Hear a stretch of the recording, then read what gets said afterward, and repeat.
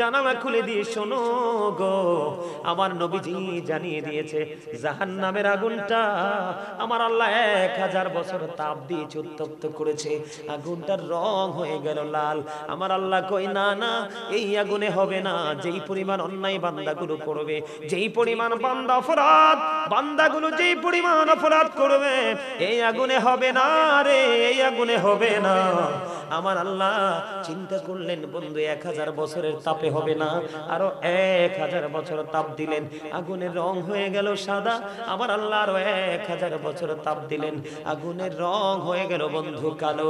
এক এক করে 3000 বছর উত্তপ্ত করে বন্ধু এই জাহান্নামের আগুন কি বরাদ্দ করে রাখছে রে। ওই আগুনের এক জোড়া জুতা তোমাকে পরাইয়া দিবে। ঈদের দিনে, বিয়ের দিনে, বড় কোনো বুঝের যখন আয়োজন করা হয়, ওই বুঝের আয়োজনের দিনে গরুর গোশত যেমনি পাতিলের মধ্যে উত্রানোর সময় মানুষ সেই শব্দ শুনতে পায়, তার চাইতে ভয়ঙ্কর রূপে তোমার মাথার মগজটা উতরাবে রে বন্ধু। ও বিরাল্লাহর মানুষ কেমন করে বসে রইলা ঘরে। আমার আল্লাহ বলেছে বান্দা, আমি আমার বান্দার উপর অত্যাচার করি না। সূরা ইউনূস খুলে দেখেন বন্ধু, আল্লাহ বলেছেন ইন্নাল্লাহা লা ইয়াযলিমুন নাসা শাইয়্যাও ওয়ালাকিন্নান নাসা আনফুসাহুম ইয়াযলিমুন। আমার আল্লাহ জানিয়ে দিয়েছে আল্লাহ আল্লাহর বান্দার উপর অত্যাচার করে না, বান্দা নিজে নিজের উপর অত্যাচার করে। খেয়াল করেন আল্লাহ কি ওয়াজ করতেছে। আল্লাহ বলেছেন যারা জুলুম করে আল্লাহু লা ইউহিব্বুজ জালিমিন, আল্লাহ বলেছে অত্যাচারীদেরকে আল্লাহ ভালোবাসে না। আমার আল্লাহ আরো বলেছেন ওমানিজ জালিমিন মিন আনসার, জালেমরা যখন বিপদে পড়বে, চারপাশ যখন বিপদ তাদেরকে গ্রাস করে ফেলবে, আমার আল্লাহ বলেছে তাদের জন্য আমার আল্লাহ কোনো সাহায্যকারীও রাখে না। এমন বিপদে পড়ে যাবে, আগুনের একটা জোড়া জুতা পরিয়ে দিবে রে বিরাল্লাহর মানুষ, তোমার সেদিন অবস্থা পুরো প্রতিকূলে চলে যাবে। তুমি কাঁদবে, তুমি চিৎকার করবে, তুমি হাহাকার করবে। তোমাদেরকে আমি বলে দেই কোরআন শরীফের 19 পারা সূরা শুআরার 88 নম্বর আয়াত করে দেখো। আমার আল্লাহ বলেছে যেই সন্তানের জন্য গোলামি ছেড়ে দিয়েছো, যেই সন্তানের জন্য সুদ খেয়েছো, যেই সন্তানের জন্য ঘুষ খেয়েছো, যেই সন্তানের ভবিষ্যতের জন্য নিজের জীবনকে কুরবানি করে দিয়েছো, আমার আল্লাহ বলেছে বান্দা কেমন করে তো বোকা হলি রে, কোন ভালো আলেমের সাথে প্রেম লাগাইতে পারলি না। আমি আল্লাহ বলে দিলাম কোরআন শরীফের 19 পারা সূরা শুআরার 88 নম্বর আয়াতে আমার আল্লাহ বলে দিয়েছেন ইয়াউমা লা ইয়ানফাউ মালু ওয়ালা বানুন। আমার আল্লাহ বলেছে বান্দারে বিরাল্লাহর মানুষ, তোমার ধন সম্পদ সন্তান সন্ততি সেই দিন কোনো কাজে আসবে না। তাহলে তুমি কি করলা? তোমার কত বড় বিপদ তুমি ডেকে আনলা। এখানে শুধু ক্ষান্ত নয়, আমার আল্লাহ জানিয়ে দিয়েছে, আল্লাহ বলেছে হাবিব আপনি উম্মতগুলোকে, আপনার উম্মতগুলোকে সাবধান করেন, তাদেরকে রেড সিগন্যালটা আপনি জানিয়ে দেন, তাদের অবস্থা কত ভয়ানক হবে। ও বন্ধু জাহান্নামের আগুনে শুধু মানুষ পড়বে না, জাহান্নামে বন্ধু জাহান্নামীদের জন্য খাবারও ব্যবস্থা আছে। জোরে জোরে কন্যা নাউজুবিল্লাহ। এর মধ্যে ভয়ঙ্কর একটা খাবারের নাম পেলাম কোরআন খুঁজে, যেটার নাম হলো বন্ধু কাঁটাযুক্ত ফল জাক্কুম। নাউজুবিল্লাহ বলেন না। এই জাক্কুমটা যদি ওই বিরাল্লাহর জমিনে এই মুহূর্তে যদি একটা ফোঁটা পড়ে, একটা ফোঁটা জাক্কুম যদি পড়ে রে, তাৎক্ষণিকভাবে গোটা পৃথিবীর মাটি বিষাক্ত হয়ে যাবে রে। কিয়ামত পর্যন্ত এই পৃথিবীতে কোনো গবেষক সয়েল টেস্ট করে ফসল ফলানোর উপযোগী করতে পারবে না, একেবারে বিষাক্ত হয়ে যাবে। জাহান্নামীদের জন্য ওই ভয়ঙ্কর খাবারটা বন্ধ বরাদ্দ করা আছে জাহান্নামে। হুজুর আর কোন খাবারের খবর পেয়েছেন কি? হাদিস শরীফ খুলে দেখলাম রে, ওই জাহান্নামীদের জন্য আরেকটা খাবারের খবর পেয়ে গেলাম, এত বিষাক্ত এত ভয়ঙ্কর, যেটার নাম হলো বন্ধু তিনাতুল খাবাল। ইয়া রাসূলুল্লাহ, ইয়া হাবিবাল্লাহ, নবী গো, ও প্রাণের নবী, এই তিনাতুল খাবালটা কি গো নবী? জানতে বড় মনে চায় গো।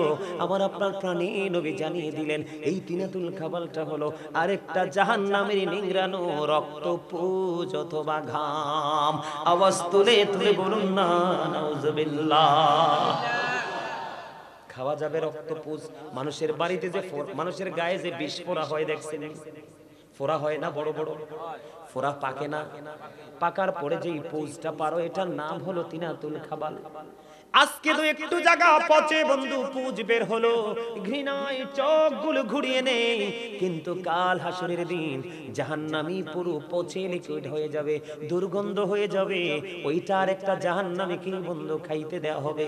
ওই যে বলেছি আমার আল্লাহ বলেছে ওমানিস সালিমিনা মিন আনসার, তোমরা জুলুম করছো চিন্তা ভাবনা করে জুলুম করো, জালেমদের বিপদে যখন আসবে আমি আল্লাহ কোনো সাহায্যকারী রাখি নাই। আল্লাহর বলেছেন লা ইয়ামুতু ফিহা ওয়ালা ইয়াহইয়া ওয়া মা হুম আনহা বিগাইবিন। আবার আল্লাহ বলেছেন বন্ধু তুমি খাইতে হবে রে, বাঁচতেও পারবা না, মরতেও পারবা না, ওখান থেকে পালাইতেও পারবা না। আওয়াজ তুলে বলেন না আল্লাহু আকবার। শুধু এখানে একান্ত নয় হুজুর, আর কোন খাবার আছে নি? আরো খাবার আছে রে বীর আল্লাহর মানুষ। এই পৃথিবীতে তুমি গরম পানি ভালো না লাগলে খাও না, টিউবওয়েল থেকে এনে দিতে হয়, না না টিউবওয়েলের পানিও আমার তৃষ্ণা মিটবে না, সাপ্লাই থেকে পানি এনে দাও তাও তোমার তৃষ্ণা মিটবে না, তোমাকে ফ্রিজিং করে দিতে হবে, আইস করে দিতে হবে, তাতেও তোমার তৃষ্ণা মিটে না। তুমি সর্বশেষে ভালো না লাগলে তুমি একটা আইসক্রিম কিনে খাও শুধু ভিতরের প্রশান্তির জন্য। রে বীর আল্লাহর যুবক, আমি গাজী সুলাইমান তোমাদের শত্রু নই রে। আমি আজকে আলোচনার শিরোনাম দিয়েছি ইয়া আইয়ুহাল্লাযীনা আমানু কু আনফুসাকুম ওয়া আহলিকুম নার। আমি আজকে ওয়াজের শিরোনাম দিয়েছি আল্লাহ বলেছেন ঈমানদারেরা তুমি জাহান্নাম থেকে বাঁচো, তুমি তোমার পরিবারকেও জাহান্নাম থেকে বাঁচাও। আজকে আমি গাজী সুলাইমান তোমাদের কাছে এসেছি তোমাদেরকে দোজখ থেকে বাঁচানোর জন্য। তোমাদেরকে আমি খবরগুলো দিয়ে যাই, তোমাদেরকে আমি ইনস্ট্রাকশন দিয়ে যাই, তোমরা ডিসাইড করবে, তোমরা থিংকিং, তোমরা চিন্তা করবে রে তোমরা কোনটা করবে, নেগেটিভ নাকি পজিটিভ।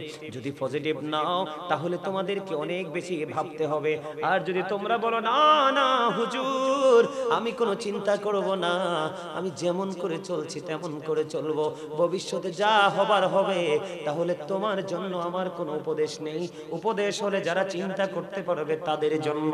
তোমরা শুনে রাখো বন্ধু, পৃথিবীতে বিভিন্ন কোয়ালিটির পানি তুমি পান করতে পারো, যেই কোনো ভাবে তোমার তৃষ্ণা ফেরায় মিটাইতে হবে।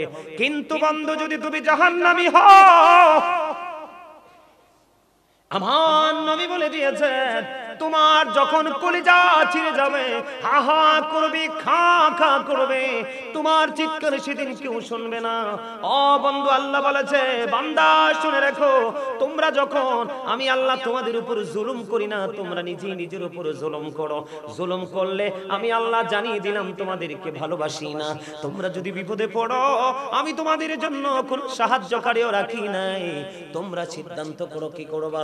যখন পানির তৃষ্ণা লাগবে তুমি পাগল হয়ে যাবে। ওই যে আবারও বলছি, তুমি যতই পাগল হও বাঁচার সুযোগ নাই, মরার সুযোগ নাই, পালাবার সুযোগ নাই। তোমার জন্য উত্তপ্ত গরম পানি বরাদ্দ আছে। আগুনের বর্ণনা কিন্তু একটু আগে সংক্ষিপ্ত একটা হাদিস দিয়ে দিয়েছি। এই পানিটা মাথার বন্ধু জাহান্নামীদের মাথায় ঢেলে দিবে। মাথায় ঢেলে দিতে দেরি রে পেটের মধ্যে ঢুকে যাবে বন্ধু। হাদিস শরীফের মধ্যে এসেছে, আপনার আমার প্রাণী নবী বলে দিয়েছেন, দুই রানের মধ্যখানে দিয়ে বন্ধু আমার মা চাচি জেঠিরা পায়েস রান্না করে কি করে না? হালুয়া রুটি আমরা খাই কি খাই না? হালুয়া রুটি রান্না হয় প্রায় সময় বন্ধু বাঙালির ঘরে একটা ঐতিহ্য খাবার, ঠিক কিনা বলেন? প্রায় সময় আটা দিয়ে ময়দা দিয়ে হালুয়া রুটি করা হয়, হয় কি হয় না? এই হালুয়াটা বন্ধু যেমন লিকুইড হয়, অথবা আপনারা জুস খান কিনা, প্রাণ জুস, বিভিন্ন ম্যাঙ্গো জুস খান কিনা, প্রোটিকা খান কিনা, এটা যেমন লিকুইড হয়, গরম পানি মাথায় দিতে দেরি, পেটে ঢুকতে দেরি হবে না। ওই লিকুইড জাতীয় খাবারের মতো দুই রানের মধ্যখান দিয়ে গলে গলে পচে পচে বের হতে থাকবে, আর তুমি চিৎকার করতে থাকবে। তবে সমষ্টিগত জাহান্নামের কথা বললাম, কিন্তু জাহান্নামের কর্মের উপর কিন্তু সাজাটা আলাদা আলাদা হবে। যেমন আমি আপনাদেরকে যদি एग्जांपल দেই, আমার বাংলাদেশের নারী পুরুষ মানুষকে নিয়ে গীবত করতে বেশি পছন্দ করে, কথা কন না কেন? एग्जांपल দেই বন্ধু, যেই পুরুষগুলো দোকান চাটা এগুলো বেশি গীবত করে, যেই মহিলাগুলো ঘরে থাকতে পছন্দ করে না, এই ঘর থেকে ওই ঘরে যেতে বেশি পছন্দ করে, ওই মহিলাদের যাওয়া আসার কারণই হলো গীবত করা। আমি কারো শত্রুতা নিয়ে বন্ধু বলছি না, বাস্তবতা বলছি। আপনারা যেমন একটা সমাজে আছেন, আমিও তেমন একটা সমাজে আছি। আমি এটা দেখে দেখে অভ্যস্ত হয়েছি। এই জন্য বলি, ওই যে আমি ছোট্ট করে এক্সাম্পল দিচ্ছি। কেমন এক্সাম্পল? এক একটা পাপের এক একটা সাজা। আমার নবী একদিন সাহাবায়ে কেরামদেরকে নিয়ে একটি জায়গায় বন্ধু দাঁড়ালেন। খেয়াল করেন, বিরক্ত হন না, এগুলোর দরকার আছে না নাই? আমার নবী সাহাবায়ে কেরামদেরকে নিয়ে একটা জায়গায় দাঁড়ালেন। হঠাৎ করে বিকট একটা দুর্গন্ধ আসলো, যেই দুর্গন্ধ পৃথিবীর মানুষ কোনোদিন পায়নি। এমন একটা দুর্গন্ধ যখন আসলো, আমার নবীজি সাহাবায়ে কেরামদেরকে ডেকে ডেকে বললেন, সাহাবীরা রে, তোমরা কি বলতে পারো এই দুর্গন্ধটা কোথা থেকে আসলো? এবার সাহাবীরা ডেকে ডেকে বলে, ইয়া রাসূলুল্লাহ, ইয়া হাবিবাল্লাহ, নবী গো, এই দুর্গন্ধটা কোথা থেকে এসেছে এটা আল্লাহ এবং আল্লাহর হাবিব ভালো জানে। এই কথা বলতে দেরি আমার নবী জি বলে, তাহলে এবার শোনো। নবী গো, কিসের দুর্গন্ধ? নবীজি বলেছেন, এই দুর্গন্ধটা হলো ওই ব্যক্তি থেকেই আসছে। এই ব্যক্তিটা কে গো? ও নবী, এই ব্যক্তিটা কে? আমার নবী বললেন, ওই ব্যক্তিটা মুমিনদেরকে নিয়ে গীবত করতেছে। এই কারণে তার মধ্য থেকে এত বেশি দুর্গন্ধ বের হয়েছে। এই দুর্গন্ধটা বাতাসের সাথে এসে আমাদের নাকে লাগছে। জোরে জোরে কন্যা নাউজুবিল্লাহ। গীবত হলো মরা ভাইয়ের গোশত খাওয়ার সমান।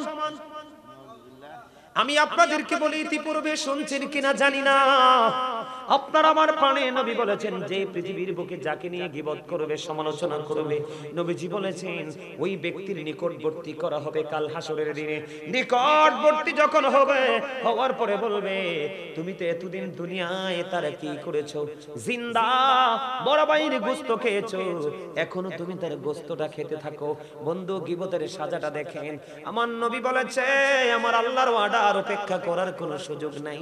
সে মুখটাকে ভেঙচাবে আর কামড়ে কামড়ে চিবিয়ে চিবিয়ে চিবিয়ে চিবিয়ে মানুষের গোশত খাবে। এইটা হলো বন্ধু গীবত করনেওয়ালার সাজা। জোরে জোরে কন্না নাউজুবিল্লাহ, আরো জোরে বলেন না নাউজুবিল্লাহ। এবার আসেন, মোবাইল আছে নিয়ে একটা দিতে পারবেন না আমারে? দেন। এই যে একটা মোবাইল, কিছু করা লাগবে না, এটা মোবাইল চিনেন তো সবাই? বন্ধুরে আমার, এই মোবাইলের মাধ্যমে তাৎক্ষণিকভাবে মানুষ অন্যায় করে।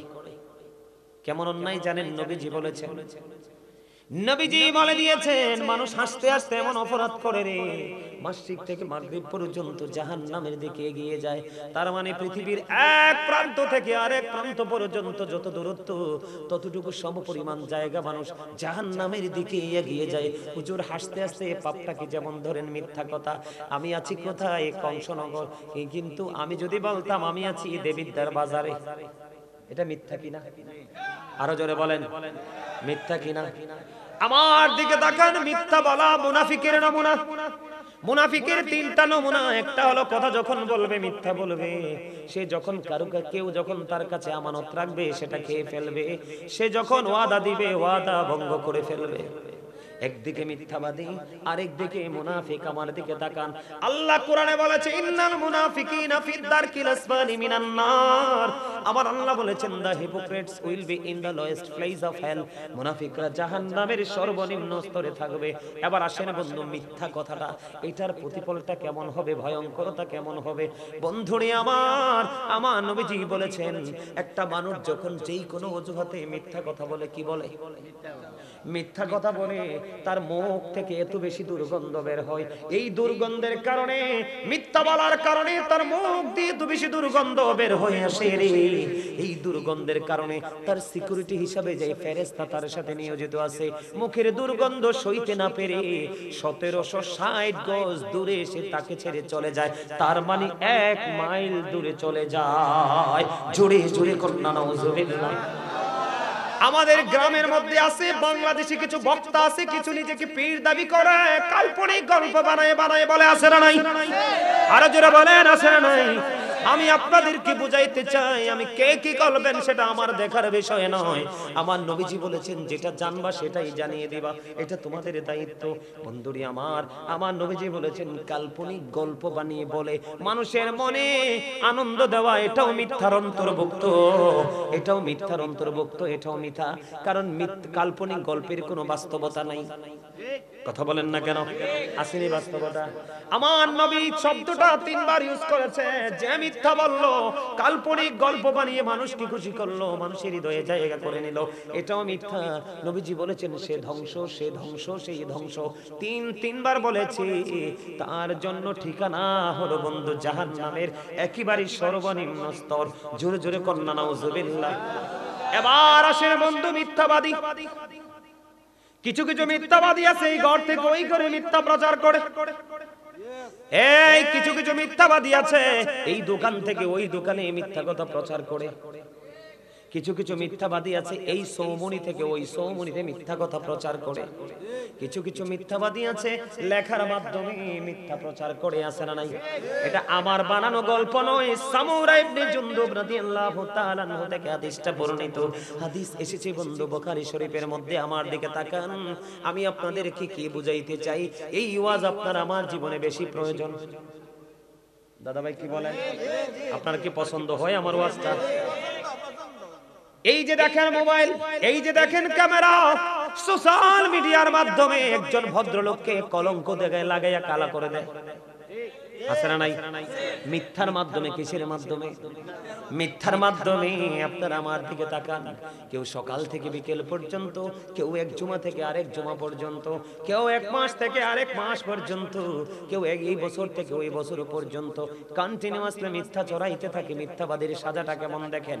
আমার দিকে তাকান, খেয়াল করেন। আমার নবীজি একদিন কি করলেন, সাহাবীদেরকে বললেন, বুখারীতে এসেছে হাদিসটা, সাহাবীরা রে তোমাদের মধ্যে এমন কি কেউ আছো রে স্বপ্ন দেখেছো? সাহাবীরা বললেন না গো না নবী, আমরা কোনো স্বপ্ন দেখিনি। এবার আমার নবী বললেন আমি একটা স্বপ্ন দেখেছি, তোমরা শুনবে কি? ইয়া রাসূলুল্লাহ শুনবো গো। অনেক লম্বা হাদিসটা, তবে মিথ্যা নিয়ে যেহেতু বলছি একটুখানি বলি। চাচা ভালো লাগেনি? এবার কি করলেন, আমার দিকে তাকান। নবীজিকে দুজন ফেরেশতা আসলেন, ইয়া রাসূলুল্লাহ চলেন আপনাকে নিয়ে ভ্রমণ করব। নবীজি ভ্রমণে বের হলেন, অনেকগুলো ভয়ঙ্কর দৃশ্য তিনি দেখতে পাইলেন। এর মধ্যে একটা দৃশ্য দেখতে পাইলেন, আমার দিকে তাকান। একটা লোক বন্ধু এমনি গদির মধ্যে চিত হয়ে হেলান দিয়ে শুয়ে আছে, আর দেখলেন আরেকজন লোহার শক্ত চিরুনি দিয়ে একদিক দিয়ে তার চামড়াটা তুলে ফেলছে, আরেক দিক দিয়ে বন্ধু জোড়া লাগতেছে।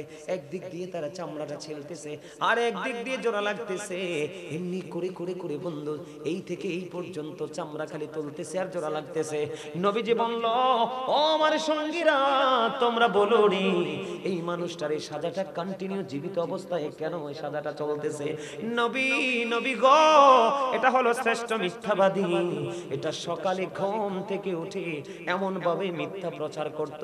বন্ধু এখন বাংলাদেশে মিথ্যা সংবাদ পাঠক পাঠিকা আছে না নাই? পত্রিকার কলম লেখার মতো আছে না নাই? এই বাড়ি থেকে ওই বাড়ি মিথ্যা প্রচার করার আছে না নাই? প্রোপাগান্ডা ছড়ানোর মতো আছে না নাই? এই মিথ্যা থেকে সমাজের ঘরের বাড়ির বন্ধু সুখ নষ্ট হয়ে যায়। আল্লাহ বলেছেন ইভেন খুনাখুনি পর্যন্ত হয়। আল্লাহ বলেছেন আল ফিতনাতু আশাদ্দু মিনাল কতল। সমাজের মধ্যে জাতির মধ্যে মিথ্যার মাধ্যমে ও বন্ধু গীবতের মাধ্যমে যে কোনো মাধ্যমে অস্থিতিশীল পরিবেশ তৈরি করা, এটা হত্যার চেয়ে বড় জঘন্য অপরাধ। জোরে জোরে কন্যা নাউজুবিল্লাহ, আর জোরে বলেন না নাউজুবিল্লাহ।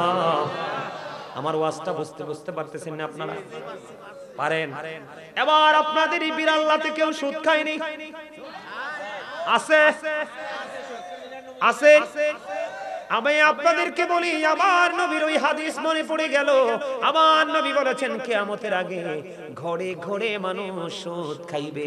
কেউ যদি চায় আমি সুদ খাইব না, সুদের বাতাস পর্যন্ত তার গায়ে লাগবে, কারণ সুদখোরের সংখ্যা বেড়ে যাবে। ওই হাদিসের মিথ্যাবাদীর যে হাদিসটার একটা অংশ বললাম, ওই হাদিসের আরেকটা অংশ, নবীজি একটা দৃশ্য দেখার পরে এবার বন্ধু নবীজি ঘুরতে ঘুরতে ঘুরতে ঘুরতে একটা রক্তের নদীর কাছে গেলেন। রক্তের নদীর কাছে গিয়ে দেখলেন, ও বন্ধু, একটা লোক রক্তের নদীতে সাঁতার কেটে কেটে কেটে কেটে পাড়ে আসতে চায়, কিন্তু তিনি কোনোভাবেই বন্ধু পাড়ে আসতে পারে না। ও বন্ধু, কত করুণ, কত হৃদয় বিদারক ঘটনা। হাজার চেষ্টা করেও সে কুলে আসতে পারে না। একজন বড় বড় পাথর নিয়ে কুলের মধ্যে দাঁড়িয়ে আছে। কুলে আসতে চাইলেই পাথর মারে, কুলে আসতে চাইলেই পাথর মারে। আপনারা বলেন, নির্দিষ্ট সময়ের পরে রক্তের কি গন্ধ কয় না সুঘ্রাণ কয়? আর জোরে কন্যা। এবার এই লোকটা রক্তের নদী থেকে পাড়ে আসতে চায়, কুলে আসতে চায়, কুলে আসতে পারে না, কুলে আসতে পারে না। পাথর মেরে মেরে তাকে বিতাড়িত করা হয়। আমার নবী সঙ্গী ফেরেশতাদেরকে প্রশ্ন করলো, তোমরা বলো না এই লোকটা কে রে, তার অপরাধটা কি? এবার ওই ফেরেশতারা ডাক দিয়ে বললেন, নবী গো, ও প্রাণের নবী, এই লোকটাকে আল্লাহ রক্তের নদীর মধ্যে কন্টিনিউয়াসলি রেখে দিয়েছে। তার কারণ হলো সে পৃথিবীতে সুদ খাইছে। এখন আমার আপনার প্রশ্ন হতে পারে, সুদখোরকে কেন রক্তের নদীতে নিমজ্জিত করে দেওয়া হলো? এটার কারণ হলো বন্ধু, আমি আপনাদেরকে বলি, আমরা টাকা যদি ইনকাম না করি বাজার করতে পারবো না, বাজার যদি না করি রান্না হবে না, রান্না যদি না হয় খেতে পারবো না, খেতে যদি না পারি শরীরে কোনো রক্ত উৎপাদন হবে না। আপনাদেরকে বোঝাই, টাকা যদি হারাম হয় আপনার বডির রক্তটাও বন্ধু হারাম।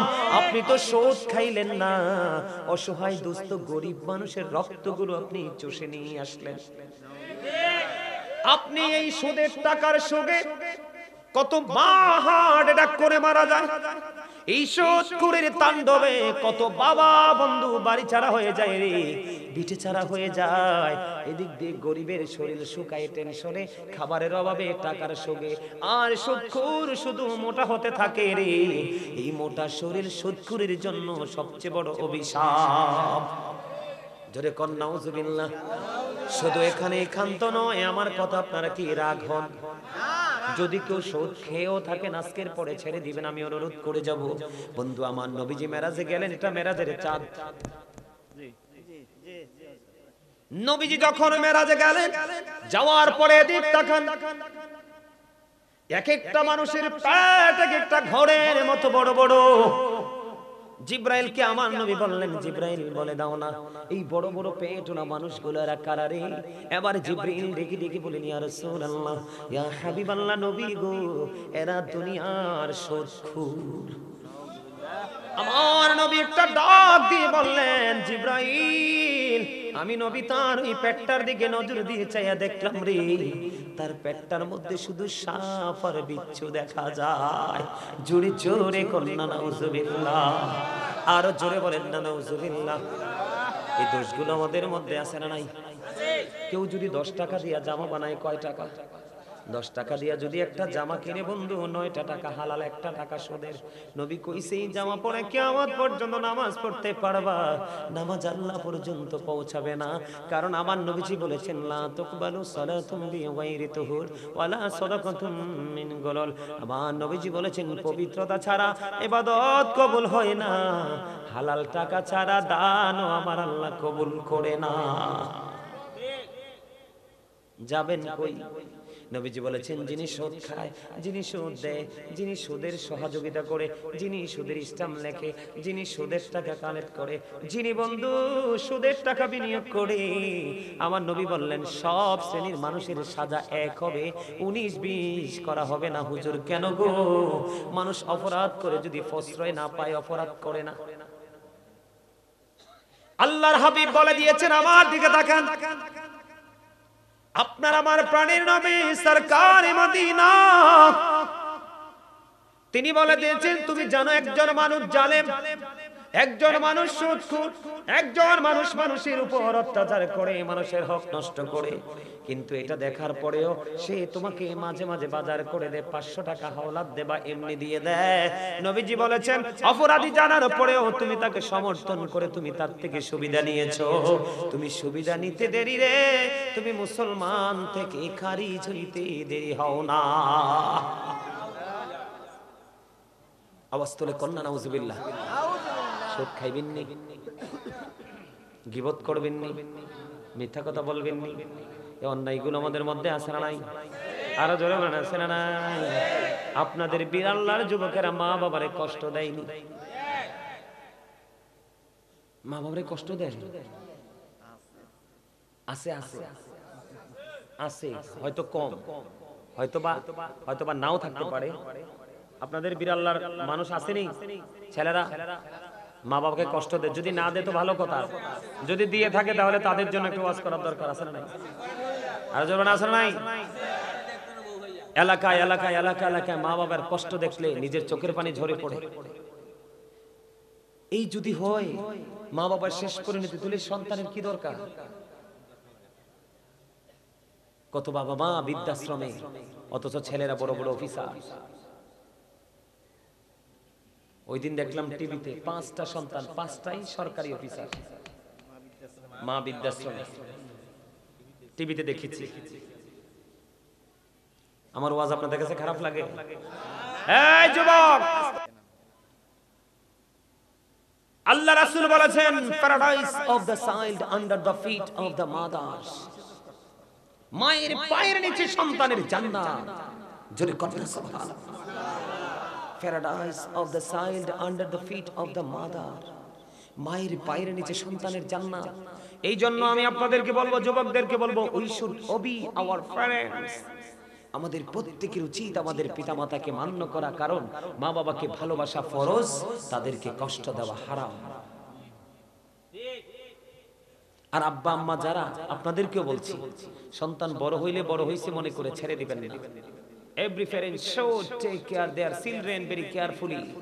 প্রত্যেকটা পিতামাতার উচিত তার সন্তানের দায়িত্ব যত্ন সহকারে পালন করা। ঠিক না বেঠিক? করেছেন?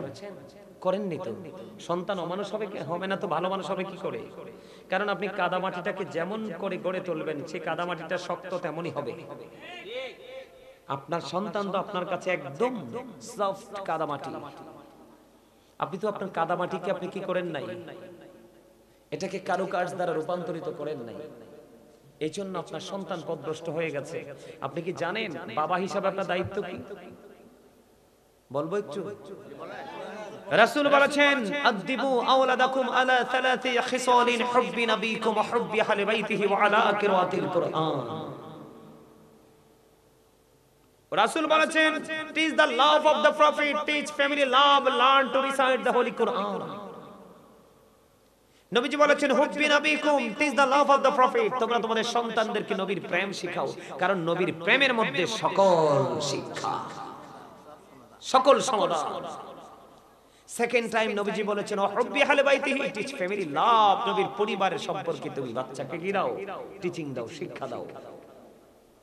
এরপরে নবীজি বলেছেন আলা কিরাতিল কুরআন, learn to recite the Quran, তোমার সন্তানকে কোরআন তেলাওয়াত শেখাও, কারণ Allah is only none, follow his law and light for eternal success. আল্লাহু আকবার। আর যারা বলেন আল্লাহু আকবার। মারে কষ্ট দেন। আমি আজকে আবার বাবাকে নিয়ে শুরু করব। এখনকার ছেলেরা বাবাকে অমূল্যায়ন করে না। আমার নবীর কাছে একজন এসে প্রশ্ন করলেন, ইয়া রাসূলুল্লাহ, ইয়া হাবিবাল্লাহ, নবী গো, ও প্রাণের নবী, যুবক তোমরা খেয়াল করে শোনো, তুমিও একদিন বাবা হবে রে। যেদিন বাবা হওয়ার পরে সন্তানের আঘাত পাইবা, সেদিন বুঝবা তোমার আঘাত বাবার কলিজায় কেমন করে তীরের মতো লাগছে। আমার নবীজির কাছে একজন এসে প্রশ্ন করলো, ইয়া রাসূলুল্লাহ, আমার বাবা আমার উপার্জিত সম্পদ নিজের মতো করে খরচ করতে চায়। খেয়াল করেন, সন্তান আরজি নিয়ে গেছে কার কাছে? অভিযোগ নিয়ে গেছে রাসূলের কাছে। নবী গো, আমার উপার্জিত অর্থগুলো বাবা নিজের মতো খরচ করতে চায় গো, নবী আমি কি করব? আমার নবী আবার একটা ডাক দিয়ে বললেন, শুধু তোমার উপার্জিত অর্থ নয়, তুমি নিজেও তোমার বাবার সম্পদ। জি তো বলতে পারলেন না? বাবা আমার ওয়াজের পক্ষে নাই আপনারা না? তো জিটা ভালো করে বললেন না, কি মজার কথা খেয়াল করছেন? তুমি গেছো আমার টাকা খরচ করে আমার বাবা, আমার নবী কই তোমার টাকা না, শুধু তুমিও তোমার বাবার সম্পদ, বাবা তোমাকে যেমনি মন চায় এমনি নাচাবে, না শব্দ ইউজ করতে পারবা না। এটার নাম হলো বাবা। আমার নবী বলেছেন, যেই সন্তানের প্রতি বাবা বাধ্য, বাবা নারাজ, ও বীর আল্লাহর যুবকেরা শুনে রেখো, তোমার বাবা যদি তোমার উপর নারাজ হয়, আমার নবীজি বলেছে আমার আল্লাহ তোমার উপর নারাজ। তুমি দরখাস্ত দিতে পারবা, চিঠি লিখতে পারবা, জীবনের শুরু থেকে শেষ পর্যন্ত একটা চিঠির জবাবও আমার আল্লাহ দিবে না। আমার আল্লাহ তোমার চিঠির জবাব দিতে প্রস্তুত নয়। আল্লাহ কেন প্রস্তুত নয়?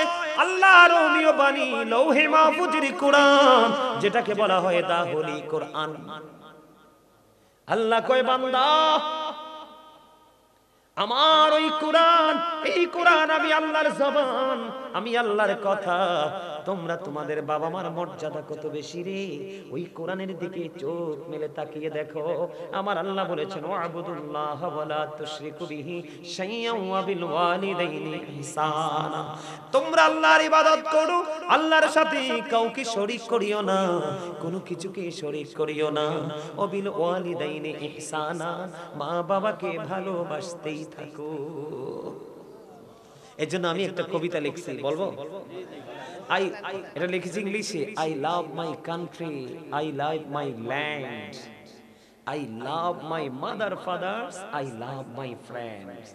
মারহাবা কর না কেন? আমি আমার দেশকে ভালোবাসি। I love my country and countries people. আমি দেশকে ভালোবাসি, দেশের মানুষকে ভালোবাসি, কারণ আমি তোমার, তুমি আমার। কথা বলে না কেন? কথা কর না? বিদেশে যদি একটা, আপনার কাছে ভালো লাগতেছে? আলহামদুলিল্লাহ, আলহামদুলিল্লাহ।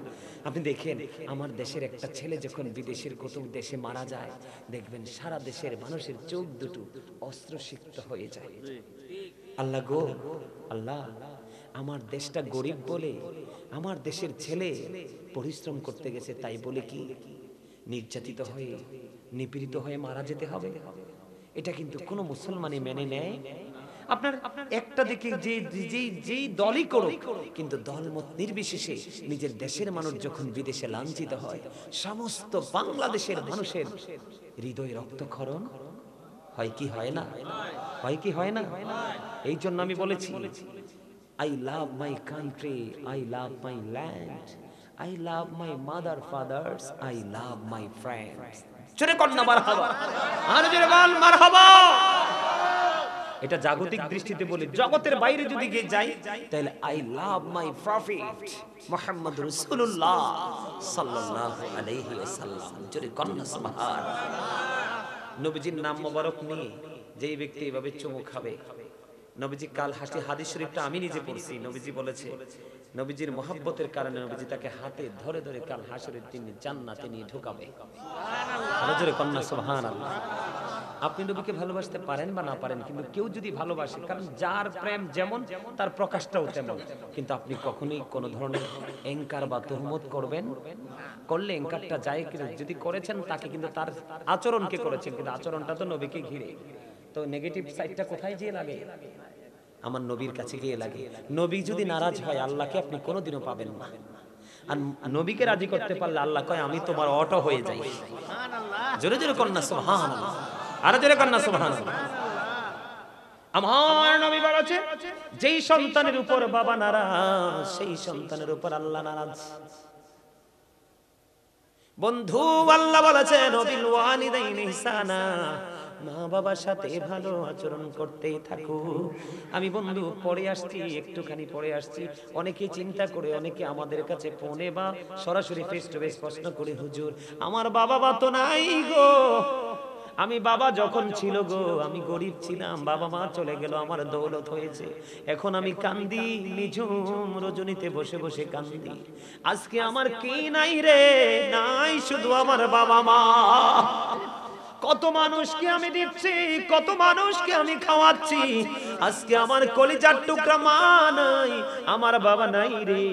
আমি কাকে খাওয়াচ্ছি? এমন সন্তান যদি এখানে থাকো বন্ধু, তোমাদেরকে আজকে আমি বলে যাই রে, আমার নবীজি তোমাদেরকে মন খারাপ করতে নিষেধ করেছে। বান্দারে উম্মত, মন খারাপ করো না। তুমি আমি আমরা সবাই আল্লাহর বাগানের ফুল। আল্লাহ যখন মন চাইবে যেই কোনো ফুল ছিঁড়ে নিয়ে যাবে। তুমি মন খারাপ করো না, তবে সিস্টেমে তুমি আল্লাহ পর্যন্ত পৌঁছাও। হুজুর আমার বাবা নাই, মা নাই, ভালোবাসতে চাই। আমার নবীজি জানিয়ে দিয়েছে সুন্দর ফয়সালা, প্রত্যেকটা জুমার দিনে জুমার নামাজ যখন তুমি শেষ করে ফেলবে, জুমার নামাজটা শেষ করে নবীজি বলেছে তুমি বাবা মার কবর জিয়ারত করিও। তোমাকে বাবা মার বাধ্য সন্তান বলে আমার আল্লাহ কবুল করে নিবে। সুবহানাল্লাহ, জোরে জোরে বলেন না সুবহানাল্লাহ। বন্ধু শুধু তাই নয়, তুমি বাবাকে ভালোবাসতে চাও, মাকে ভালোবাসতে চাও। নবীজি বলেছে মা নাই, টেনশন করো না। মা যেই তোমার খালা, ফুফু, চাচি, দাদি যেই হোক, মা যার সাথে বেশি ভালোবাসার সম্পর্ক ছিল, তুমি তাকে ভালোবাসিও। তুমি যদি তাকে ভালোবাসো তাহলে তোমার মাকে ভালোবাসা হয়ে যাবে। আমার নবী বলেছে রে বিরাল্লাহ যুবকেরা, আমার নবী বলেছে তোমার বাবা নাই, খারাপ লাগাটা স্বাভাবিক, কিন্তু চলে তো গেছে, আল্লাহ তো নিয়ে গেছে, তুমি কি করবা? বাবার যে বন্ধু পৃথিবীতে আছে, ওই বন্ধুর সাথে মধুর সম্পর্ক গড়ে তোলো। আমার নবীজি বলেছে এই মধুর সম্পর্ক যদি গড়ে তোলো তাহলে বাবার প্রতি ভালোবাসা হয়ে যাবে। বলে হুজুর আমি আরো কিছু করতে চাই, এমন একটা মাহফিল করে দিবেন, হাদিয়া বাবার কবরে চলে যাবে, নিয়ত রাখবেন আল্লাহ এটা বরাদ্দ আমার বাবার জন্য। একটা কোরআন খতম করে ফেলবেন, দান সদকা করে ফেলবেন, কোন এতিম অসহায়কে দান করে দিবেন আল্লাহ। এটার বিনিময়ে আমি চাই না আমার বাবা মা কবরে আছে, কেমন আছে জানি না, এই হাদিয়াটা তুমি উপটোকনটা আমার বাবা মার জন্য পাঠিয়ে দাও। তার কারণ আমার নবী বলেছেন আটলান্টিক মহাসাগরে পড়ে একজন মানুষ যেমনি সাহায্যের জন্য কাতরায়, কবরবাসীও তেমনি কাতরায় রে, যখন তার পৃথিবীর আপন স্বজনেরা। আজকে আপনারা যারা মাহফিলে বসেছেন বন্ধু, একটা হাদিস শরীফ বলি, আপনাদের এই বসাটা আপনার কবরবাসীর জন্য কত বড় নিয়ামত। বিশেষ করে যারা আজকের আয়োজন করেছেন টাকা দিয়ে পয়সা দিয়ে, তাদের মর্যাদা কত, তাদের আপন স্বজন কবরে কত সুখে আছে। আপনাদেরকে আমি বারবার বলেছি, ও বন্ধু একটু হৃদয় খুলে শুনবেন, বিরক্ত হননি কোনো। আমার নবীজি বন্ধু হাঁটতেছেন সাহাবীদের কিনে, হঠাৎ করে দেখতে পাইলেন নবীজি দাঁড়িয়ে গেলেন, খেজুরের ডাল ভেঙে দুইটা কবরের উপর ভেঙে গেড়ে দিলেন। ইয়া রাসূলুল্লাহ, ইয়া হাবিবাল্লাহ, নবী গো এই কবরের উপর ডাল গেড়ে দেওয়ার মানে কি গো? আমার নবীজি বলতেছেন এই দুইটা কবরের মধ্যে আযাব চলতেছে। ইয়া রাসূলুল্লাহ, কেন কেন গো? আমার নবী বললেন একজনের দোষ ছিল, একজন মানুষের গোপন কথা উকি মেরে মেরে শুনতো, লোকালয়ে প্রকাশ করে গীবত করে ঝগড়া সৃষ্টি করত, এই কারণে তার কবরে আযাব চলতেছে। এই দ্বিতীয়টা হলো একজন ব্যক্তি প্রস্রাব করার পরে ভালো করে পবিত্র হতো না, জোরে জোরে কন্যা নাউজুবিল্লাহ, প্রস্রাব করার পরে ভালো করে পবিত্র হতো না। এই অপবিত্রতা এখনকার যুবকদের মধ্যে বেশি। কথা বলেন না কেন?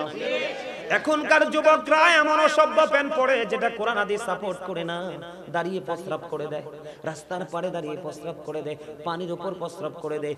ইদানিং আমি কয়েকটা ঘটনা রাতের অন্ধকারে দেখেছি, ওই দিন দেখছি দুইটা মনে হয় বন্ধু, আপনারা কেউ আদারওয়াইজ নেন না, আমি অবাক হয়ে গেলাম মানুষ কেমন নোংরামি নিয়ে প্রতিযোগিতা করে। এক বন্ধু দাঁড়িয়ে দাঁড়িয়ে প্রস্রাব করে, আরেকটাও সঙ্গে সঙ্গে দাঁড়িয়ে পাশাপাশি দাঁড়িয়ে প্রস্রাব করতেছে। লজ্জা কোথায় গেল রে? লজ্জা তো থাকে দুই চোখের কোণে, যার লজ্জা নাই তার ঈমানও নাই।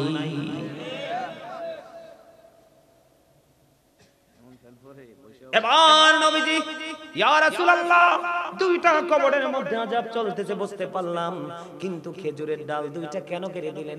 নবীজি বললেন খেজুরের ডাল দুইটা যতক্ষণ পর্যন্ত এই কবর দুইটার উপরে সবুজ থাকবে ততক্ষণ পর্যন্ত আমার আল্লাহর জিকির করবে, আর যতক্ষণ জিকির চলবে রে ততক্ষণ এই কবরবাসীর কবর আযাব আমার আল্লাহ বন্ধ করবে।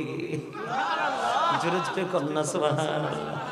আজকে বীর আল্লাহর আশেপাশে যতগুলো কবর, সকল কবরবাসীরা খুশি, আপন স্বজনদের জন্য তারা দোয়া করতেছে। বন্ধু, যেদিন আপনি ওই কবরে চলে যাবেন সেদিন আপনিও সেটা ফিল করতে পারবেন, কিন্তু কিছু করার থাকবে না।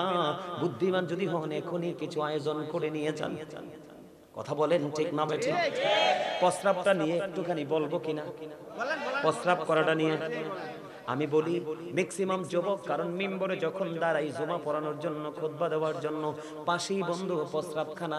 মসজিদে কিন্তু আগে আসে না, এখনকার ছেলেরা কিন্তু মসজিদে জুমায় আগে যায় না, কম্পিটিশন করে সবার পরে যায়, সালামটা ফিরাইতে দেরি যুদ্ধ করে বের হয়ে যায়। এই নামাজ দিয়ে কোনোদিন আল্লাহর দিদার মিলবে না। আমার মূল মিশনটা, মূল জায়গাটা হলো বন্ধু, মূল থিংকিংটা হলো ওইটা।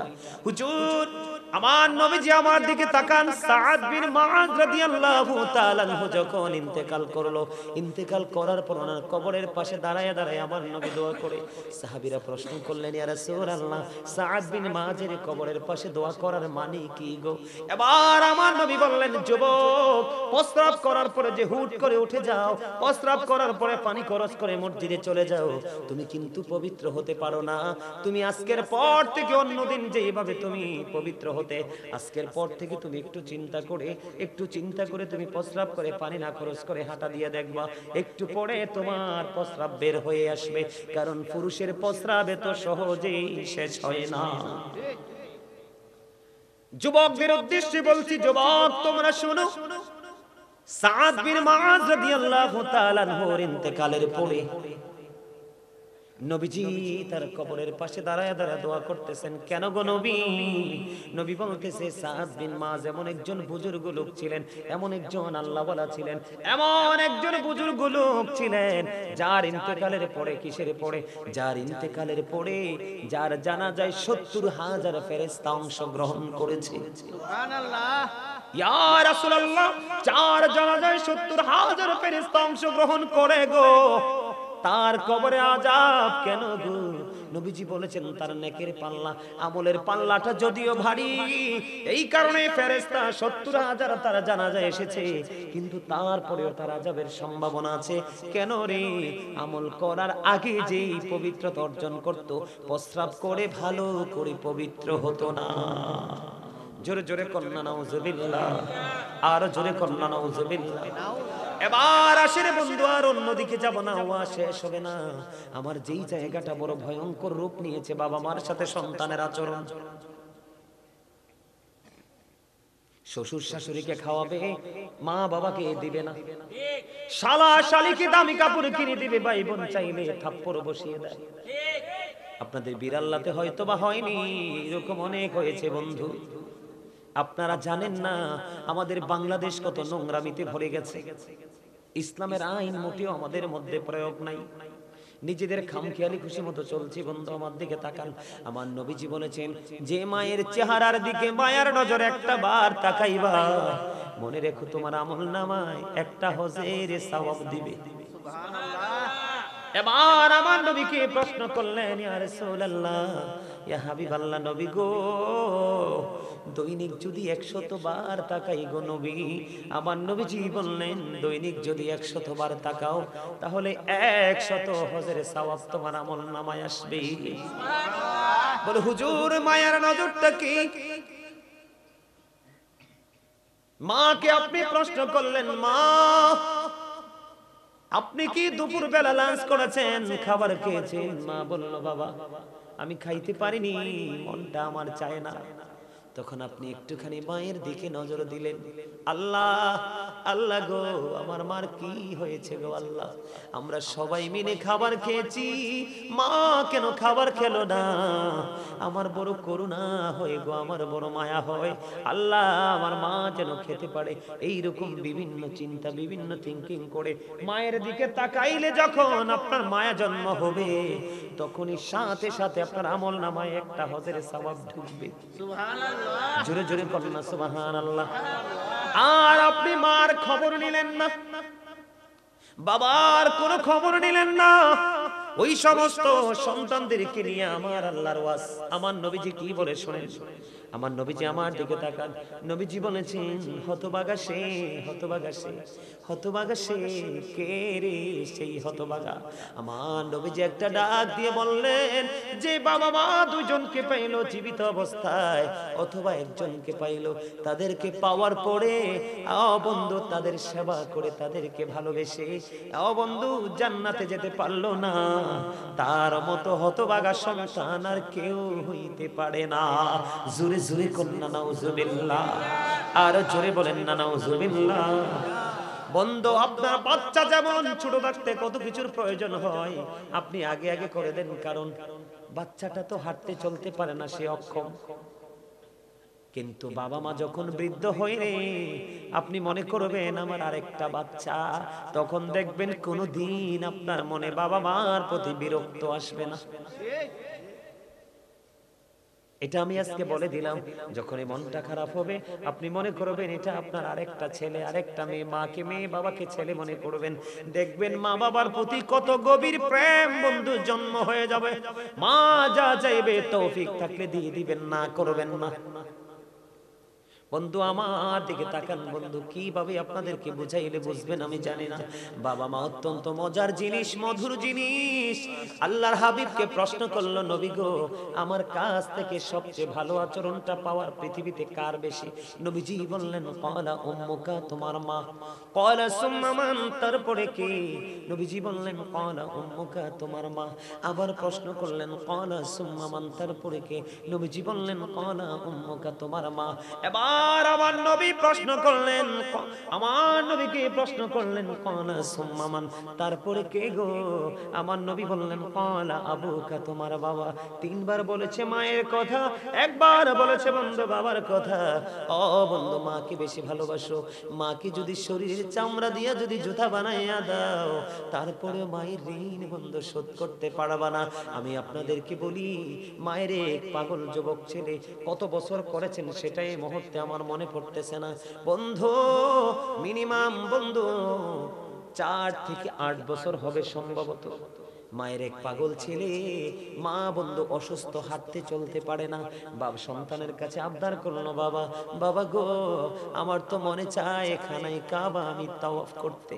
এবার কি করলেন? কিতাব প্রমাণ করেছে সন্তান ওই অসুস্থ মাকে কাঁধে নিলেন, কাঁধে নিয়ে বন্ধু বছরের পর বছর, বছরের পর বছর খানায় কাবা তাওয়াফ করলেন। খানায় কাবা যখন তাওয়াফ করলেন, করানোর পরে বন্ধু সাদিকুত তাইয়ার নামক এক আবেদকে প্রশ্ন করলেন, আপনি বলে দিন আমি বছরের পর বছর, বছরের পর বছর কত বছর আমি আমার মাকে কাঁধে করিয়া খানায় কাবা আমি তাওয়াফ করিয়েছি, আপনি বলে দেন না আমি যে মায়ের স্তন চেপে ধরে দুধ পান করেছি এই দুধের ঋণ শোধ হইছিনি। এবার ওই সাদিকুত তাইয়ার একটা ডাক দিয়ে বলে, বন্ধু তোমার হায়াত যদি 50,000 বছর যদি হয় রে, 50,000 বছর যদি মাকে কাঁধে করিয়া তুমি যদি ঘুরাও, তুমি একটা নিঝুম রাত্রিতে মা প্রস্রাবের মধ্যে পড়ে রইল, তোমার কষ্ট হবে বলে তোমার ঘুম ভাঙালো না। ও বন্ধু একটা রজনী মায়ের স্তন চেপে ধরে যে দুধ পান করেছো, 50,000 বছর যদি মাকে কাঁধে করে চড়াও রে, একটা নিঝুম রাত্রিতে স্তন চেপে ধরে যে দুধ খেয়েছো, একটা রাতের দুধ পানের ঋণ তুমি শোধ করতে পারবা না। এমন করে কেমন করে কষ্ট দাও রে বন্ধু। আমি যদি আমার ব্যক্তিগত কথা যদি বলি রে, আমি কোনোদিন আমার মায়ের মলিন চেহারা দেখতে পারি না। যদি দেখি আমার বাবা মা, বিশেষ করে মা যদি দেখি চেহারা মলিন হয়ে গেছে রে, আমার কাছে মনে হয় আমার পৃথিবী বন্ধু ছোট হয়ে গেছে। মা হলো সুখ, মা না মা শব্দটা এমন একটা পৃথিবী, সেই পৃথিবী সন্তানের জন্য পুরো নিরাপদ। পৃথিবীর সব জায়গায় গেলে আপনার ভয় আছে রে, মায়ের আঁচল তোলে সন্তানের কোনো ভয় নাই। মায়ের প্রেমিক সন্তান যেটা মা হারাইছে সে বুঝে রে মায়ের বিরহ কত যন্ত্রণার। পৃথিবীতে কত নারীর চেহারা দেখে রে, মার চেহারা কোথাও দেখা যায় না। রাস্তায় গেলে কত বৃদ্ধ লোকের দেখা মিলে রে, বাবা কোথায় হারিয়ে গেল, বাবাকে খুঁজে পাওয়া যায় না।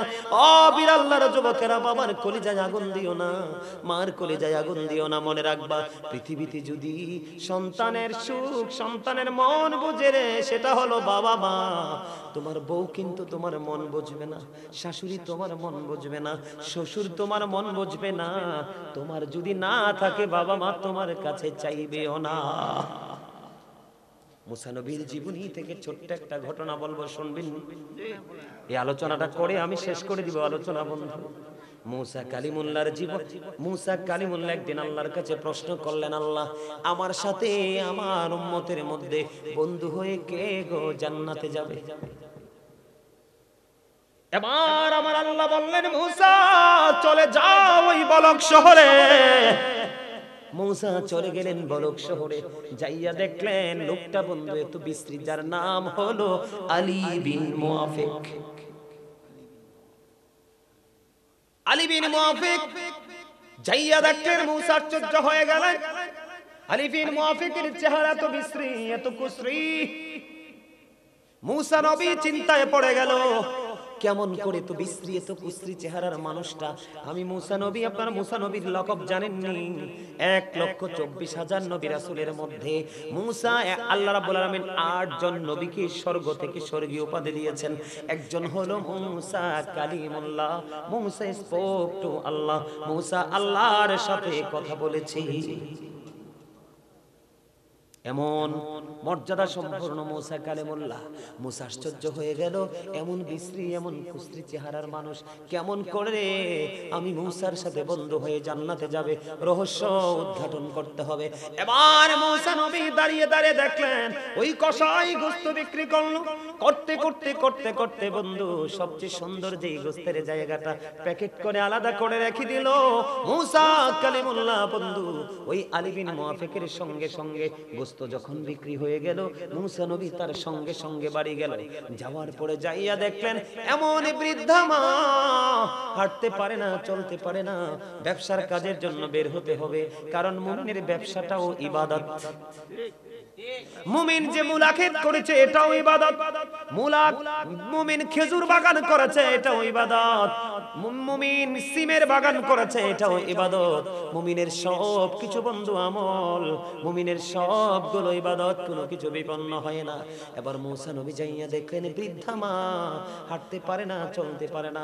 ওই বৃদ্ধা মাকে আলী বিন মুআফিক সকালবেলা সুন্দর করে খাওয়াইয়া দাওয়াইয়া একটা ঝুড়ির মধ্যে আরাম করে বসাইয়া রাইখা আসছে। মা তুমি থাকো, আমার জন্য দোয়া করো, আমি ব্যবসাটা শেষ করে আসছি। ছেলে ব্যবসা যদি করে পেটের জন্য, জীবন জীবিকার জন্য, কিন্তু কলিজাটা মার কাছে রাইখা আসছে। আবার মুসা নবী দেখলেন, যাইয়া দেখে মাকে খাঁচা থেকে বন্ধু নামাইলো। নামানোর পরে মাকে পরিষ্কার পরিচ্ছন্ন করলো। মুসা নবী দেখতেছে, ওই মুসা নবী দেখতেছে মায়ের পাগল ছেলে আলী বিন মুআফিক সারাদিন পরিশ্রম করেছে, ক্লান্ত। সে নিজের ক্লান্তি বুঝতে দেয় না, মার জন্য খাবার তৈরি করলেন, গোশত রান্না করলেন, মারে খাওয়াইলেন। খাওয়াইয়া টাওয়াইয়া বন্ধু এবার গেলেন আলী বিন মুআফিক একটু ফ্রেশ হতে হবে, হাত মুখ ধুতে হবে, ক্লান্তি দূর করতে হবে। করেন কেমন সন্তান। সব শেষ করে মুসা চাইয়া দেখলেন বুড়িমা হাত তুলে বসে আছে আল্লাহর দরবারে। বুড়িমা, মা গো, বলো না তুমি কি দোয়া করেছো?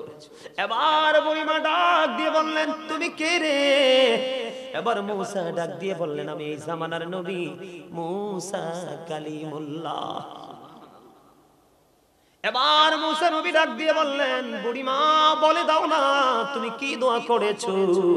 এবার বুড়িমা ডাক দিয়ে বললেন, আপনি যদি নবী হন আমি আপনাকে বলে দেই গো, আমার এই সন্তানটা আমাকে এত বেশি আদর করে, এত ভালোবাসে রে, আমি সব সময় দোয়া করি আল্লাহর কাছে। আজকেও দোয়া করে দিলাম, আল্লাহ আল্লাহ গো, আমার নবী মুসা, আমার এই সন্তানটাকে তুমি মুসার বন্ধু বানাইয়া জান্নাতে দিও। এবার মুসা একটা ডাক দিয়ে বলল, বুড়ি মা, মা, মা গো, আমি আল্লাহর কাছে দরখাস্ত দিয়েছিলাম, আল্লাহ গো আমার সাথে কে গো জান্নাতি বন্ধু হয়ে যাবে। ওই বুড়ি মা একটা ডাক দিয়া যখন ও বন্ধু বললেন, আমার নবী মুসা কালিমুল্লাহ ডাক দিয়া কই, বুড়ি মা আমি আল্লাহর কাছে জানতে চেয়েছি আমার সাথে কে যাবে জান্নাতি বন্ধু হয়ে, আমার আল্লাহ জানিয়ে দিয়েছে তোমার ছেলে। জোরে জোরে কন্যা সুবহানাল্লাহ। এবার বন্ধু আমি একটু নেগেটিভ সাইডে যাব। বুখারী শরীফের মধ্যে এসেছে হাদিস খানা।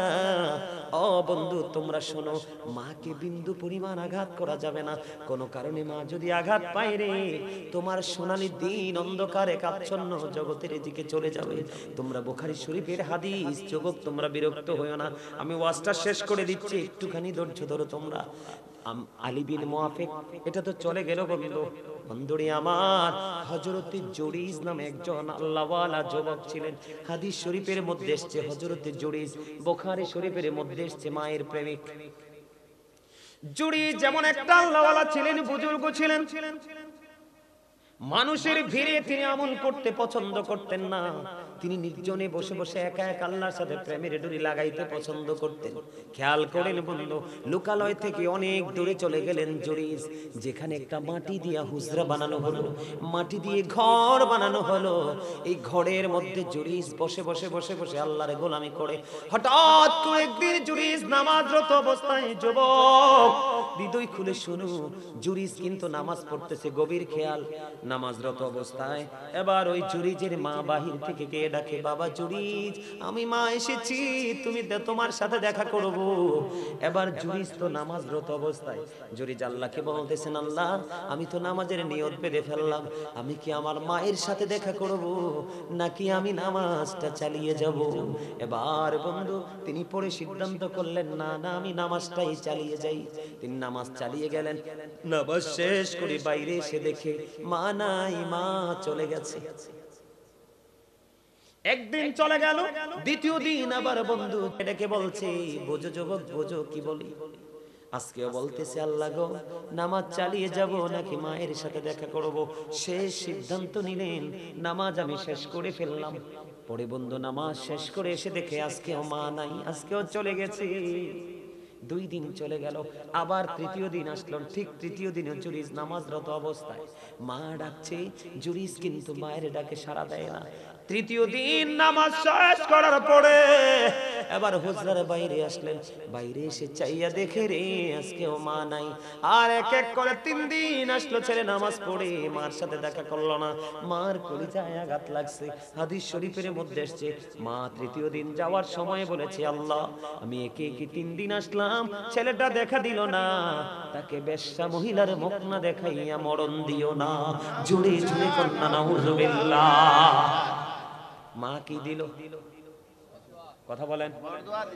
বরদোয়া দিয়েছে, অভিশাপ দিয়েছে। কিন্তু দেখেন এতদিন ওই বেশ্যা মহিলা আছে একটা, ওই রাজ্যে বসবাস করে,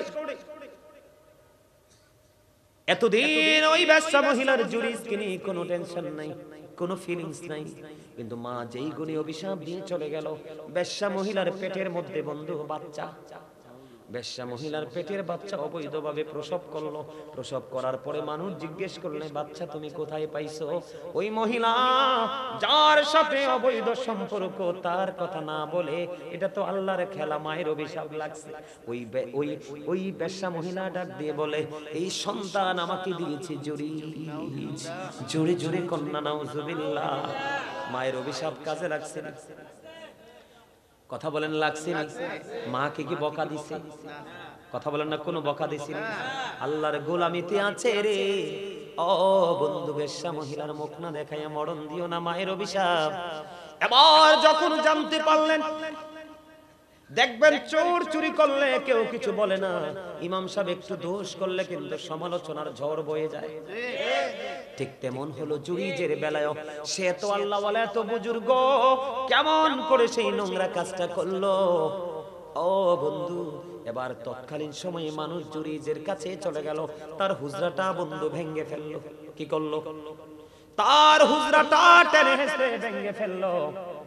এবার তাকে প্রহার করতে শুরু করলো, টেনে হেসড়ে তাকে হুজরা থেকে বের করলো। জুরিস ডেকে ডেকে বলে, কে রে, কেন বা আমাকে প্রহার করছো? এবার মানুষগুলো ডেকে ডেকে বলে, তোমাকে প্রহার করার কারণ হলো ওই বেশ্যা মহিলার সাথে তুমি মেলামেশা করেছো। অথচ সরল মনা জুরিস কিছুই তো জানে না। মূলত অভিশাপ হলো মায়ের। কার কথা বলেন, কার অভিশাপ?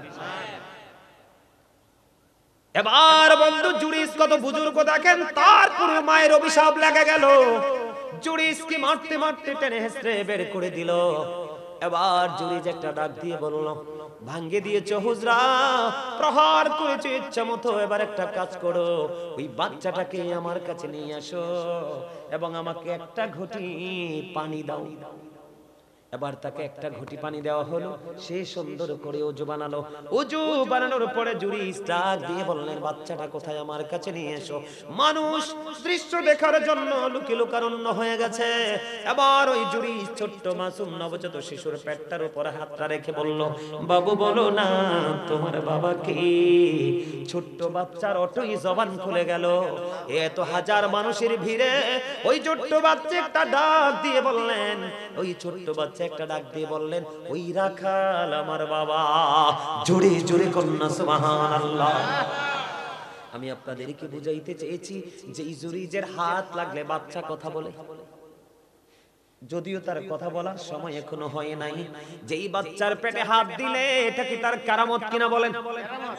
তার পাওয়ার আছে না নাই? আল্লাহর সাথে তার প্রেমের ডোরি আছে না নাই? মা বরদোয়া দিয়েছে, বেশ্যা মহিলার মুখটা দেখাইয়া মরণ দিও না। মা যদি আরো জঘন্য বরদোয়া করতো তাহলে সেটাও তার জন্য কার্যকর করতো আমার আল্লাহ। কথা বলেন না কেন? বেশ্যা মহিলার মুখ লাগছেনি, কলঙ্ক লাগছেনি, যদিও তিনি তার কারামত প্রকাশ করেছেন পরে হাদিস শরীফ। এটা বলার কারণ হলো, যুবক, বিন্দু পরিমাণ কলিজায় মাকে ব্যথা দেওয়া যাবে না, বাবাকে ব্যথা দেওয়া যাবে না। তাদেরকে ব্যথা দিলে তোমার জীবন পুরো বিপন্ন হয়ে যাবে। বাবা মাকে কষ্ট দিবেন, ব্যথা দিবেন? দিব না তো। সব শেষে আমি বলেছিলাম আপনাদেরকে একটা হাদিস বলে শেষ করে দিই। এটা শীতের দিন চলতেছে না? কথা বলেন, শীতের দিন চলতেছে না? মজার একটা হাদিস, হযরতে আবু যর রাদিয়াল্লাহু তাআলা আনহু থেকে হাদিস বর্ণিত। নবীজি শীতের দিনে বের হলেন, বের হয়ে দেখলেন গাছের পাতাগুলো বিরামহীন ভাবে ঝরছে। নবীজি গাছের ঢাল ধরলেন, ধরার পরে ডাক দিলেন, রে আবু যর। আবু যর উত্তর দিলেন, লাব্বাইকা ইয়া রাসূলুল্লাহ, আমি হাজির। এবার আমার নবী বললেন, ও বীর আল্লাহর যুবক, হৃদয় খুলে শুনো। আমার নবী বললেন, রে আবু যর, তুমি চাইয়া দেখো শীতের কারণে গাছের পাতাগুলো যেমনি বিরামহীন ভাবে জোরে জোরে পড়ে রে, ঠিক তেমনি ভাবে আল্লাহর বান্দাগুলো একাগ্রচিত্তে প্রেমে পড়ে যখন নামাজের মাধ্যমে আল্লাহর কুদরতি কদমে সেজদা দিবে রে, ঠিক তেমনি ভাবে তার সমস্ত জীবনের গুনাহগুলো ঝরে পড়ে যাবে। জোরে কন্যা সুবহানাল্লাহ। আল্লাহ আমাদের সবাইকে 5 ওয়াক্ত নামাজ পড়ার তৌফিক দান করো, হালাল পথে রোজগার করার তৌফিক দান করো, সুদ থেকে, ঘুষ থেকে, গীবত থেকে, মিথ্যা থেকে আল্লাহ রাব্বুল আলামিন আমাদেরকে পরিপূর্ণভাবে বেঁচে থাকার তৌফিক দান করো। সকলে বলুন আমিন। সম্মানিত উপস্থিতি, আমার আলোচনায় কি কষ্ট পাইছেন আপনারা? কষ্ট পাইছেন? জি, আমি master 69 degree varsity English medium. আলহামদুলিল্লাহ, আমরা চিনি কথা আমি খুব ভালো পাবো। আলহামদুলিল্লাহ। আমার যে একটা ঘোষণা আছে, আচ্ছা আচ্ছা আমার উনি আমার মেম্বার, আচ্ছা আচ্ছা মেম্বার। আচ্ছা আচ্ছা, ঘোষণা দিবেন? আমি না একটু কথা বলবো। তাহলে মুনাজাতের আগে দেন, সবচেয়ে সুন্দর। হ্যাঁ, না না, একটু মুনাজাতের আগে দিয়ে আমি সময় দেব আপনাকে। হ্যাঁ হ্যাঁ, মুনাজাতের আগে সবচেয়ে বেটার। আমি আপনাকে দিব। আপনার তো কথা অবশ্যই বলতে হবে। আপনাদের মতো অনারেবল পার্সন গুলো আছেন বলেই কিন্তু আজকের ছেলেরা উৎসাহ পাচ্ছে, নাহলে তো পাইতো না। তো আমি দিব, আপনাকে দিব। এটা তো সিস্টেম প্রোগ্রামে যিনি সভাপতি সমাপনী বক্তব্য দিতে হয়। আমি আমি আপনাদেরকে কিন্তু কাউকে মেইন করে কথাগুলো বলিনি, বাস্তবতাটা তুলে ধরেছি। আমার নবী কিন্তু বাস্তবতাকে তুলে ধরার কথা বলেছেন এবং নবীও বাস্তবতাকে কি করেছেন? প্রাধান্য দিয়েছেন। যেমন আমি যদি আপনাকে একটা এক্সাম্পল দেই বাস্তবতা নিয়ে, এদিকে তাকান। নবীজির কাছে একদিন এক ইহুদি আসলেন দ্বীন সম্পর্কে জানার জন্য। খেয়াল করেন বাস্তবতাকে আমরা কিভাবে মূল্যায়ন করলেন। নবীজির কাছে যখন একজন ইহুদি আসলো, কিসের জন্য? দিনের সম্পর্কে শিক্ষা নেওয়ার জন্য। কিন্তু তিনি যখন নবীজির মজলিসে বসলো তখন তিনি ওটটাকে ছেড়ে বসেছে। কি করে বসেছে? ওটটাকে ছেড়ে বসেছে। মরুচারীদের জন্য কিন্তু ওট ছিল একটা ইম্পর্টেন্ট একটা সম্পদ। এদিক তাকান। তো নবীজি দেখলেন, নবীজি যখন কথা বলতেছে তখন ওই ইহুদি একবার আমার নবীজির দিকে তাকায়, আরেকবার তার ছাড়া ওটটার দিকে তাকায়, একবার নবীজির দিকে তাকায়, একবার ছাড়া ওটটার দিকে তাকায়।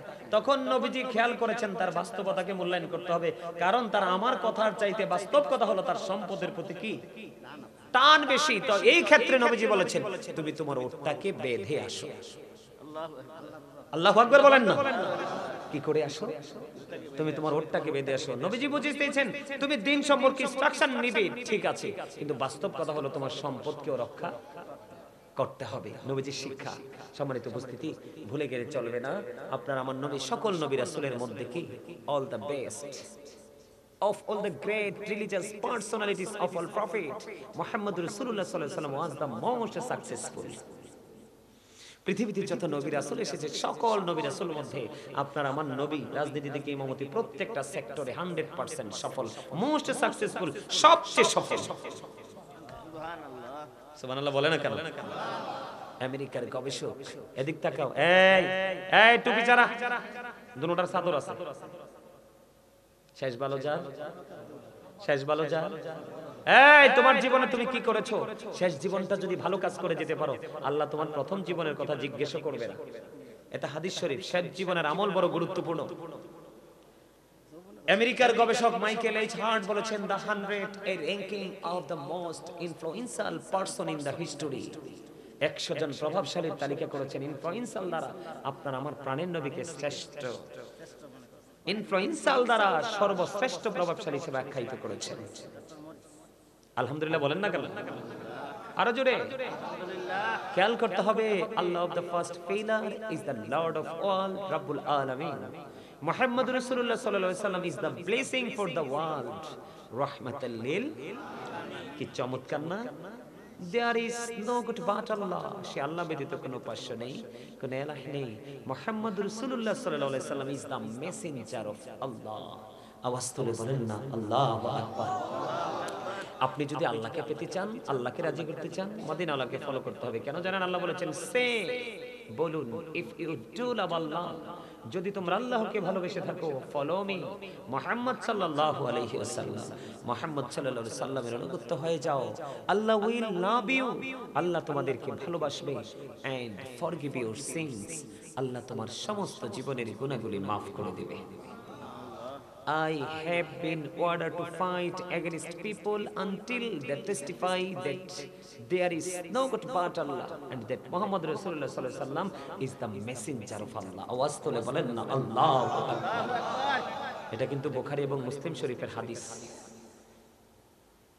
সম্মানিত উপস্থিতি, আপনাকে কি করতে হবে? উপদেষ্টা হিসেবে রাসূলকে নিতে হবে।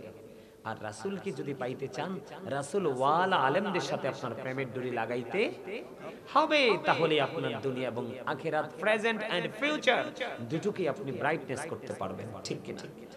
আমরা আমাদের বর্তমান এবং ভবিষ্যৎকে নিয়ামতে পরিপূর্ণ করতে চাই কি চাই না? আল্লাহ আমাদের সবাইকে কবুল করেন, সকলে বলুন আমিন। এখন আমি ছোট্ট করে একটু জিকির করব, নবীজিকে একটু সালাম দিব, দেওয়ার পরে বসবো। বসার পরে স্যার আজকের মাহফিলের সভাপতি সাহেব সমাপনী বক্তব্য দিবেন, তারপরে দোয়ার মাধ্যমে আমরা সবাই বিদায় হব। আপনাদের কি তাবারুক আছে? আচ্ছা, তাবারুক আসেনি সেটা বলেন, আমাকে আপনি উপদেশ দিতে হবে না। আছে? সম্মানিত উপস্থিতি, এদিক তাকান।